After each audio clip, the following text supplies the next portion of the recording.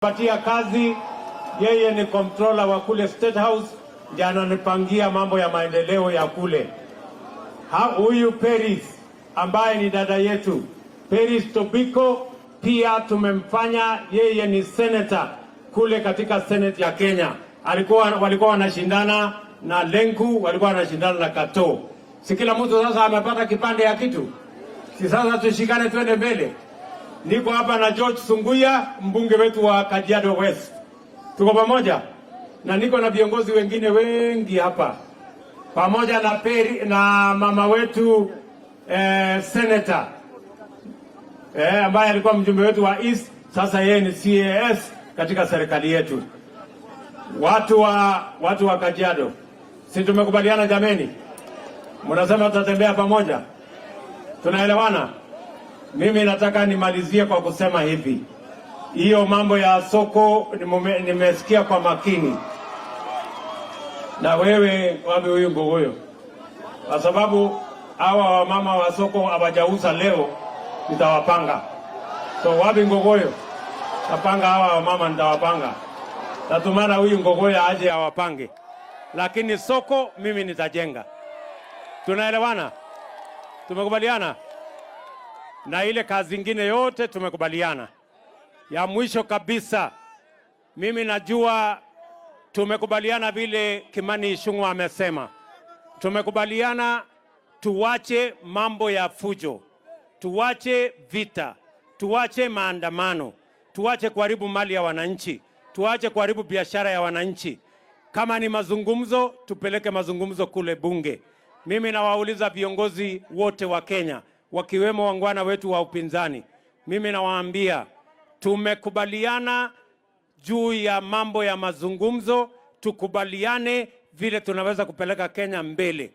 Lakini kama hamutaki mazungumzo, hatuwezi kukubali mtu yeyote kwa sababu yeyote kuendelea kuharibu mali ya wananchi. Hiyo hatuwezi kukubali. Na mimi nataka nitangaze hapa leo ya kwamba haitawezekana tena. It is not possible for us to allow a few people to destroy property, to destroy people's business in quest of their own interests and in quest of their own selfish issues. We must be a country that cares for everybody. Kwa hivyo, kama munataka kupanga ati kuharibu mali ya watu, nasikia ati wanataka kupanga kwenda Nairobi katikati ati kwenda kuharibu mali ya wananchi, ati kwenda kulete fujo. Mimi nataka niwaambie my friends, hiyo haitawezekana. Mimi ndio rais wa Kenya. Na kama mnataka kuendelea, mtajua hamjui. Yes, enough is enough. Haiwezekani tena. Haitawezekana tena. And I want to tell them, wasione ya kwamba tumesema tuongee.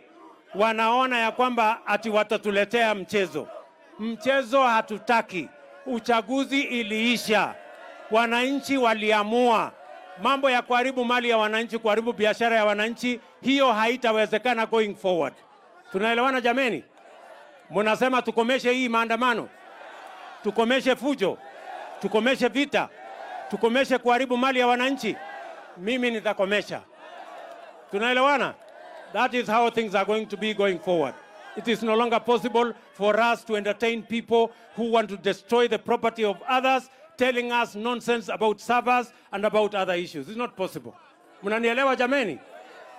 Wawache mchezo bwana. Na wawache kiburi. Na wawache madharau. Hii madharau yote ni ya nini? Si nyinyi mlipiga kura? Ama ni aje? Si mlipiga kura? Watu wawache madharau na wawache upuzi. Tumekubaliana sio? Asanteni sana. Mjue mimi nawapenda sana. Nawatakia baraka ya Mungu.